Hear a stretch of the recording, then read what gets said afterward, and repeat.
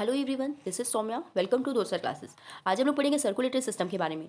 तो क्या होता है सर्कुलेटरी सिस्टम? बॉडी में सर्कुलेशन होता है। सबसे पहले तो जान लेते हैं सर्कुलेशन क्या होता है। तो बॉडी में हम लोग गैसेस एक्सचेंज करते हैं, यानी ब्रीदिंग करते हैं, ऑक्सीजन लेते हैं, CO2 छोड़ते हैं। तो वो ब्रीदिंग करने के लिए ऑक्सीजन तो ले लेते हैं, उसको बॉडी के हर एक पार्ट में पहुंचाना भी होता है, और हर एक पार्ट से बॉडी के CO2 को लेके वापस भी आना होता है। ठीक है, तो ये दोनों काम हो गया। इसके अलावा कोई भी हार्मोन जो किसी ग्लैंड से रिलीज हो रहा है, उसको बॉडी के हर एक पार्ट तक पहुंचाना होता है। या फिर हम लोग जो फूड लेते हैं, उससे जो भी न्यूट्रिएंट लेते हैं, उस न्यूट्रिएंट को बॉडी के हर एक पार्ट तक पहुंचाना होता है। तो बॉडी में इस तरह से एक तरह का मूवमेंट चलता रहता है। बॉडी में हर एक चीज़ें इधर से उधर मूव करती रहती हैं। तो वो किसके हेल्प से मूव करती हैं? तो एक तरह का टिश्यू होता है ब्लड। ब्लड उनको ले ले जाकर सब जगह छोड़ता है। ठीक है, अब ब्लड ऐसे ही नहीं जाता है, उसकी भी कुछ मशीनरी होती है। ब्लड को पंप किया जाता है, तब वो लेके जाता है कहीं एक पार्ट से दूसरे पार्ट पे। तो इस तरह से कई सारे ऑर्गन्स का, कई सारी चीज़ों का मिक्स करके एक तरह का सिस्टम बना लेते हैं ये लोग। ठीक है, इसे कहते हैं हम सर्कुलेटरी सिस्टम। इसी के बारे में हम लोग जानेंगे आज कि क्या क्या चीज़ें सर्कुलेट होती हैं, कैसे सर्कुलेट होती हैं, और कितना इंटरेस्टिंग वर्क करता है हमारा हार्ट मशीन। ठीक है, एक तरह का मशीन होता है। तो सबसे पहले बात कर लेते हैं हम लोग सर्कुलेटरी सिस्टम क्या करता है। तो ट्रांसपोर्ट करता है। ठीक है, A system to transport nutrient, gases, hormones within the body. ठीक है, इसे हम कहते हैं सर्कुलेटरी सिस्टम। जैसे हम लोग फैक्ट्री में कोई प्रोडक्ट बनता है, तो उस प्रोडक्ट को लेके कहीं ना कहीं ट्रांसपोर्ट किया जाता है। ठीक है, उसी तरह से हमारी बॉडी में भी जहाँ हार्मोन बन रहा है, तो उससे लेके जाना है दूसरे पार्ट तक। जहाँ भी फूड का न्यूट्रिएंट मिल रहा है, उस पार्ट से लेके जाना है उस न्यूट्रिशन को दूसरे पार्ट पर। ठीक है, जहाँ से ऑक्सीजन हम लोग ले रहे हैं, तो उस ऑक्सीजन को लेके दूसरे पार्ट तक जाना है। तो इस तरह से हमारी बॉडी में भी ट्रांसपोर्ट चलता रहता है। ठीक है, करता कौन है? सर्कुलेटरी सिस्टम करता है। पूरी बॉडी में एक नेटवर्क की तरह फैला हुआ होता है सर्कुलेटरी सिस्टम, जो कि हर एक पार्ट तक बॉडी के सारी चीज़ों को पहुंचाता है। ओके, अब कौन कौन पार्टिसिपेट करते हैं इस फंक्शन में? तो ब्लड होता है, ब्लड वेसल्स होती है, हार्ट होता है। ठीक है, एक एक करके जानेंगे इन लोग के फंक्शन के बारे में और ये लोग कैसे वर्क करते हैं। सबसे पहले बात कर लेते हैं ब्लड की। तो ब्लड क्या है? ब्लड वैसे तो हम लोग नॉर्मल देखते हैं, रेड कलर का फ्लूइड होता है ना।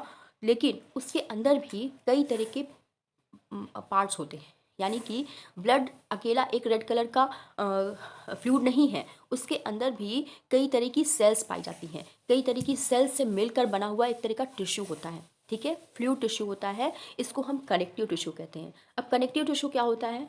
तो बॉडी के एक पार्ट से दूसरे पार्ट को कनेक्ट कराने वाला फ्लूइड क्या कहलाता है? कनेक्टिव टिश्यू कहलाता है। ठीक है, और टिश्यू क्यों कहा गया है?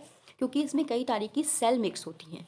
ठीक है, अब कौन कौन सी सेल मिक्स होती हैं? तो 3 टाइप की सेल मिक्स होती हैं, RBC, WBC, प्लेटलेट्स। ठीक है, इन तीनों सेल्स को हम कह सकते हैं ब्लड कार्पसेल्स। ओके, अब ये तीनों चीज़ें मिक्स तो होती हैं, ये तीनों चीज़ें एक तरह की सेल है, और जो कि एक लिक्विड में फिल्ड होती है। ठीक है, वो लिक्विड होता है प्लाज्मा। यानी कि प्लाज्मा एक तरह का बेस मटेरियल है, लिक्विड है, उसी में सारी सेल पड़ी होती है, RBC, WBC, प्लेटलेट्स। ओके, यानी कि ब्लड का 55% पार्ट यानी बेस मटेरियल प्लाज्मा बनाता है। ठीक है, पेल येलो कलर का पार्ट होता है, आप यहाँ देख सकते हो, थोड़ा सा गंदा सा येलो कलर है। और ये जो लिक्विड होता है, इसमें इसमें भी बहुत सारी चीज़ें होती हैं, प्रोटीन होता है, हार्मोन होते हैं, और भी वेस्ट मटेरियल होते हैं, सारी चीज़ें होती हैं। ठीक है, और इसमें प्रेजेंट होती है 3 तरह की कार्पसेल, RBC, WBC, प्लेटलेट्स। ये तीनों बहुत ही इंपॉर्टेंट है और अपने एक यूनिक फंक्शन करती हैं। ठीक है, RBC को हम रेड ब्लड सेल कहते हैं, WBC को वाइट ब्लड सेल कहते हैं, और एक होती है प्लेटलेट्स। ओके, तीनों के फंक्शन को हम लोग अब देखेंगे। अब देखो, रेड ब्लड सेल पूरी रेड कलर की दिखाई दे रही है, जैसा आपको लिक्विड ब्लड दिखाई देता है वैसा रेड है। ठीक है, एक्चुअली इसी रेड ब्लड सेल की वजह से ही हमारे ब्लड का पूरा कलर रेड कलर का होता है। ठीक है, और इन रेड ब्लड सेल में रेड कलर किससे मिलता है? तो एक पिगमेंट पाया जाता है इसमें, हीमोग्लोबिन। ठीक है, हीमोग्लोबिन पिगमेंट की वजह से पूरे ब्लड का कलर रेड होता है। ये जो ब्लड सेल होती है, ये थोड़ी सी चिपकी हुई डोनट शेप की होती हैं, ऊपर से साइड साइड में फूली हुई, बीच में थोड़ी सी चिपकी हुई।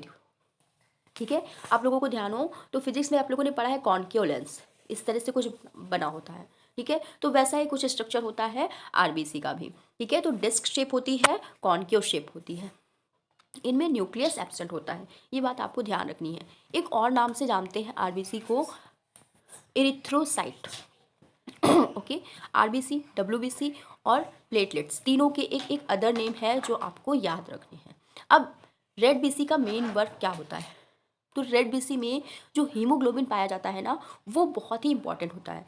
वो क्या करता है, लंग्स में जितना भी ऑक्सीजन आता है उन सबको ट्रैप करता है और बॉडी के हर एक पार्ट को पहुंचाता है। ठीक है, जो ऑक्सीजन है हीमोग्लोबिन से जुड़ जाता है और ऑक्सी हीमोग्लोबिन बनाता है और बॉडी के दूसरे पार्ट को देता है और वहाँ से CO2 लेके वापस आ जाता है। ठीक है, तो ये काम कौन करता है? तो हीमोग्लोबिन करता है। हीमोग्लोबिन कहाँ होता है? तो आरबीसी में होता है। तो आरबीसी का मेन फंक्शन क्या है? Carry oxygen from lung to body and carbon dioxide from body to back to lung. ठीक है, तो ये वर्क होता है आरबीसी का, गैसेस एक्सचेंज का। ओके, नेक्स्ट बात करते हैं हम डब्ल्यूबीसी की। डब्ल्यूबीसी क्या है? हमारी बॉडी का जितना इम्यून सिस्टम है ना, वो सब डब्ल्यूबीसी की वजह से होता है। जितना भी बाहर से कोई फॉरेन पार्टिकल आ गया या बाहर से कोई जम आ गया, बैक्टीरिया आ गया, कुछ भी हमारी बॉडी के अंदर एंटर करता है, वैसे ही ये लोग एक्टिव हो जाते हैं डब्ल्यूबीसी, और ये लोग उसको खा जाते हैं। कैसे? तो इनका जो स्ट्रक्चर होता है ना, ये इरेगुलर शेप का होता है, अमीबा लाइक। अमीबा क्या करता है? अमीबा का स्ट्रक्चर ध्यान हो तो वो एक साइड से, वो किसी भी स्ट्रक्चर का हो सकता है। जैसे उसको फूड दिखता है कोई, तो वो अपने अपेंडिजेस को फैलाकर उसको इनगल्फ कर लेता है, अपनी बॉडी के अंदर ले लेता है और वहीं उसको डाइजेस्ट कर देता है। सेम वर्क करता है डब्ल्यूबीसी भी। ये लोग भी ना, जैसे ही कोई इनके पास आता है फॉरेन पार्टिकल, या फिर जैसे बैक्टीरिया है, कोई फंजाई है, कोई भी वायरस है, इनके पास आता है, तो ये लोग अपने अपेंडिसेस को इस तरह से फैलाकर इसको इनगल्फ कर लेते हैं और अंदर ही उसे डाइजेस्ट कर लेते हैं। ठीक है, तो ये इतना इंपॉर्टेंट रोल होता है आरबीसी का। ओके, अब आरबीसी जो होता है ना, लार्जर होता है, सॉरी, डब्ल्यूबीसी लार्जर होता है आरबीसी से, यानी आरबीसी की सेल से थोड़ा बड़ा होता है। आप लोग यहाँ देख सकते हो, ये है आरबीसी और ये है डब्ल्यूबीसी, इन दोनों के साइज में बहुत ही डिफरेंस है। आरबीसी का एक दूसरा नाम, सॉरी, डब्ल्यूबीसी का एक दूसरा नाम होता है ल्यूकोसाइट। ल्यूकोसाइट नाम से भी इसको हम जानते हैं।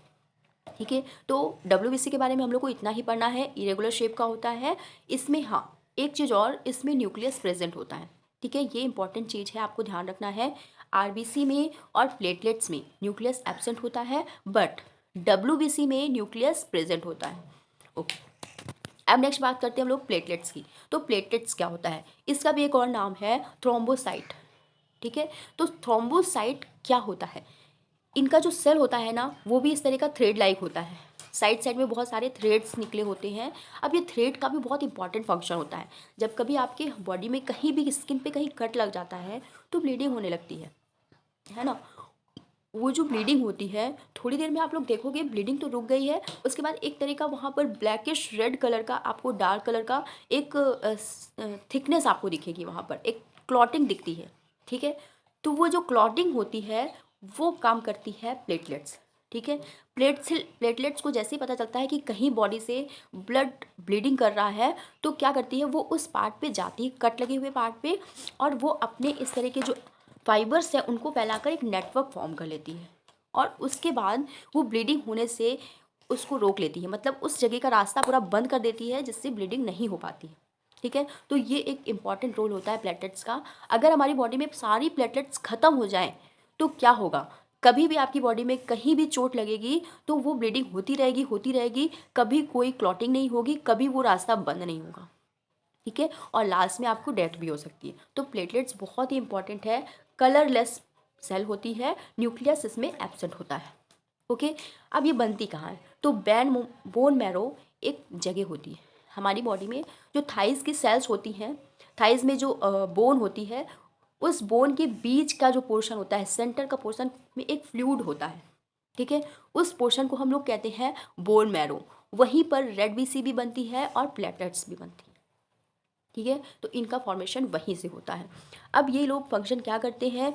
तो ब्लीडिंग को प्रिवेंट करते हैं, स्टॉप करते हैं, क्लॉटिंग करते हैं। ठीक है, तो ये तीन मेन फंक्शन हो गए आरबीसी के, वाइट बीसी के और प्लेटलेट्स के। आपको बिल्कुल अच्छे से इसको ध्यान रखना है।